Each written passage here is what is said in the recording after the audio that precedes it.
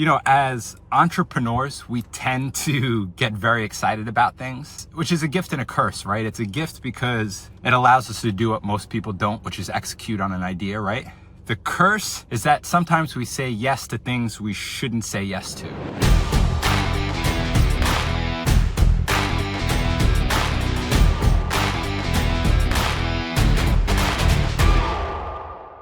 All right, happy Monday. Had an awesome weekend with the family, birthday parties, chaos. For those of you parents out there, you know the deal. I don't gotta say much more, just madness. But it was beautiful at the same time, and I guess that's just part of being a parent.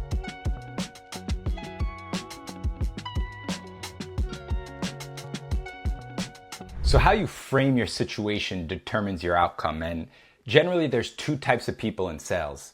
You have the one type of person that looks outside, they see it's raining and they say, I can't knock on doors today, I'll wait until the conditions are better. Then you have the other type of person who sees the exact same rain, but frames it completely different. They look outside, they see it's raining and they go, oh my God, there's gonna be no other salespeople out there. I gotta go out there and I gotta go whoop some butt. The first person saw an obstacle. The second person saw and took an opportunity. So ask yourself, when challenges come, when the rain shows up in your business or your life, how are you framing it, right?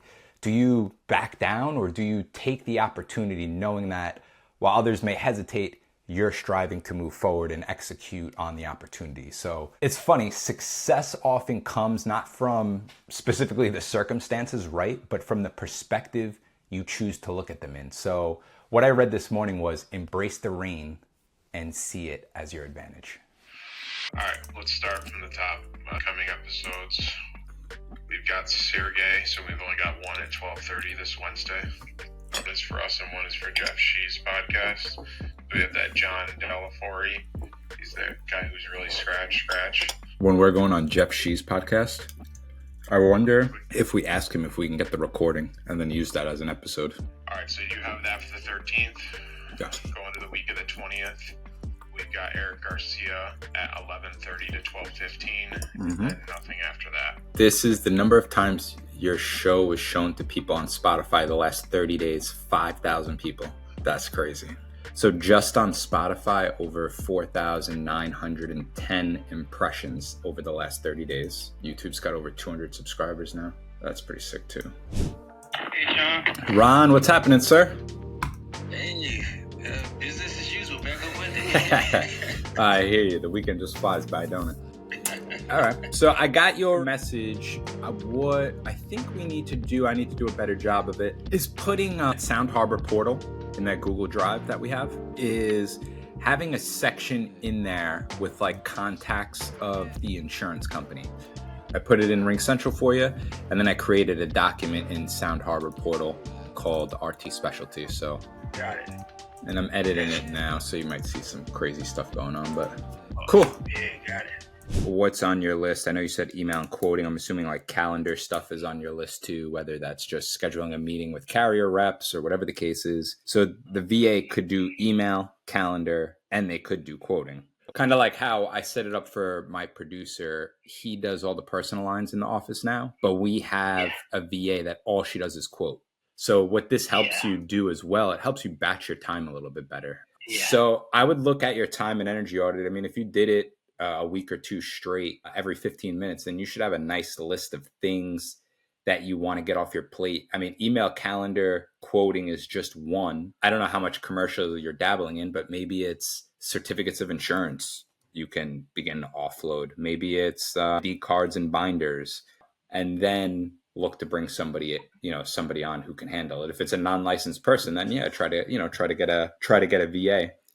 All right, guys, happy Tuesday. Happy election day. I got a bunch of things in the works today. Meeting with one of our carriers that specializes in flood insurance, specifically here on Long Island. So pumped for that. Also have a call with Mr. Juan Lopez to discuss some of our content strategies. So we'll have some content around that as well. And then we are going to get into some good cold calling, prospecting calls later. So I'll have more info on that for you shortly. Welcome to my party, we're just getting started. A life is a dream or a nightmare scarring. Hand me a drink, cause I think I'm going all in. Get me a shrink who can catch me when I'm falling.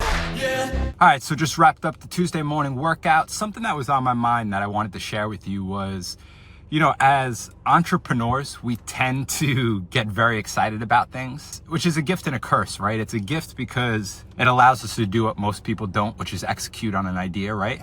The curse is that sometimes we say yes to things we shouldn't say yes to. And, I'm totally guilty of this in the past. I would say yes to too many things. I pulled the trigger on too many things. And that's why the consistency with certain ideas and topics were always up and down. The point of this video is to make sure the things you do on a daily basis align with your goals, right? You need to know what you can say yes and what you can say no to. It's something I have to remind myself about constantly, even with doing this vlog. I had to really sit down and think to myself, hey, is this part of the goal? Is this part of what I want to achieve and the legacy I want to leave? So just a little thing to keep in mind.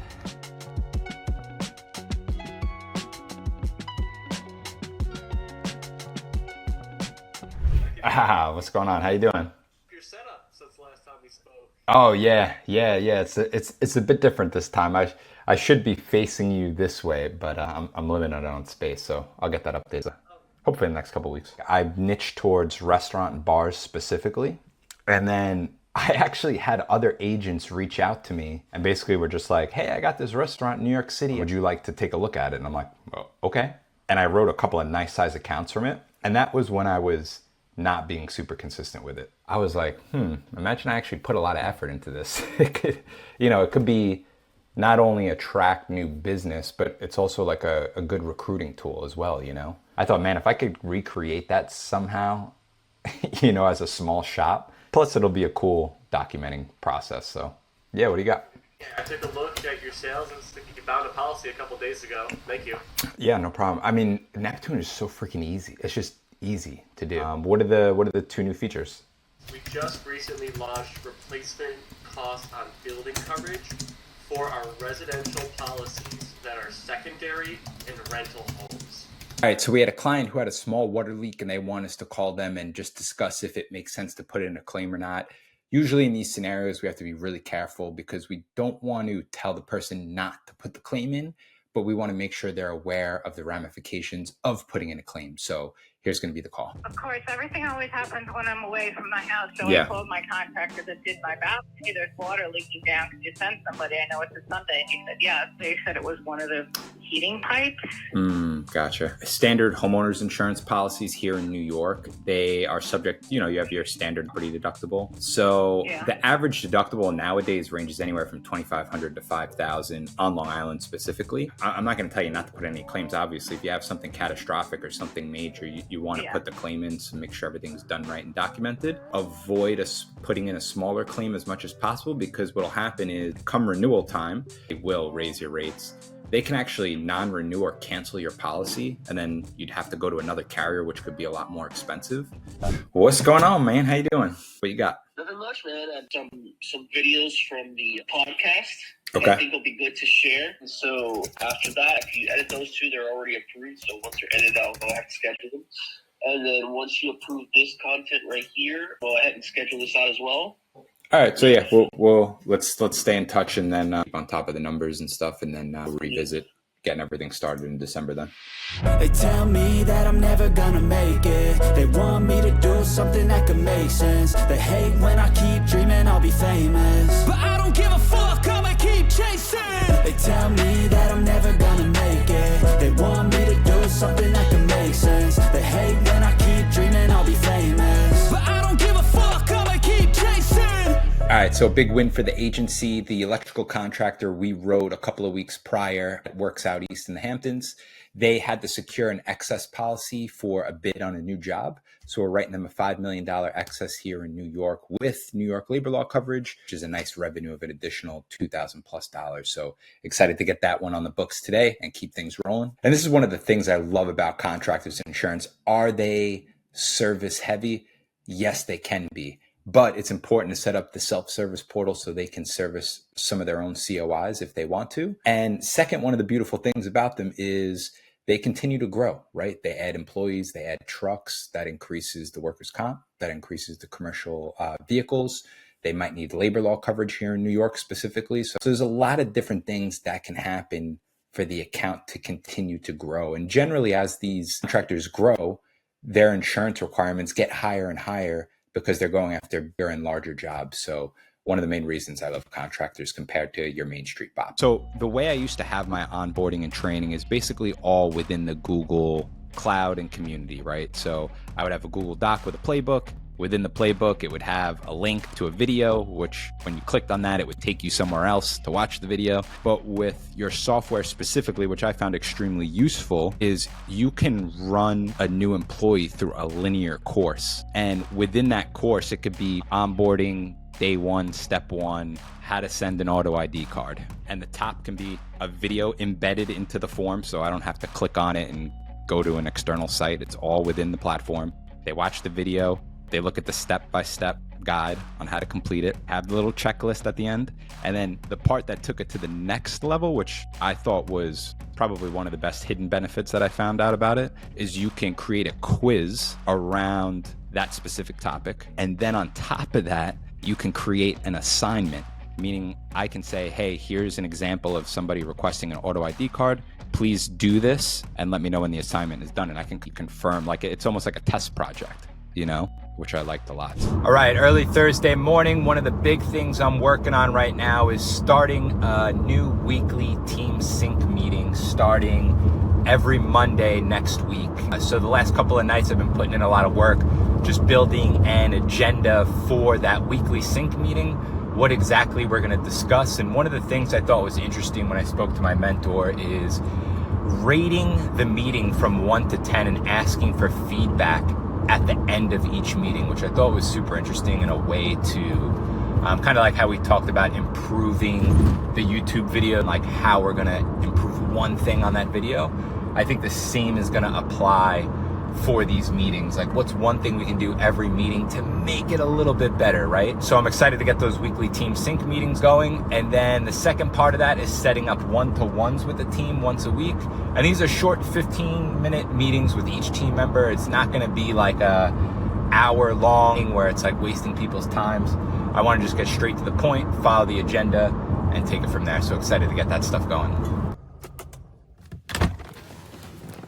All right, guys, so you know I love delegating. I love passing on tasks to other people for things that just suck my energy. And one of the things that completely sucks my energy is bookkeeping. I hate every second and aspect of it. I have, full disclosure, been trying for months to get this off my plate, and I'm so close to getting it done. I'm working with this lady, Jennifer, who's been absolutely helpful. Her own logins to log into the carriers, to pull the commission statements, access to the bank account so she can confirm the deposits, set up the carrier commission reports for the producers on what they're going to get paid. And the last step is going to be giving her access to ADP so she can go in and actually pay the employees. So I'm almost there, but I cannot wait to fully get this off my plate.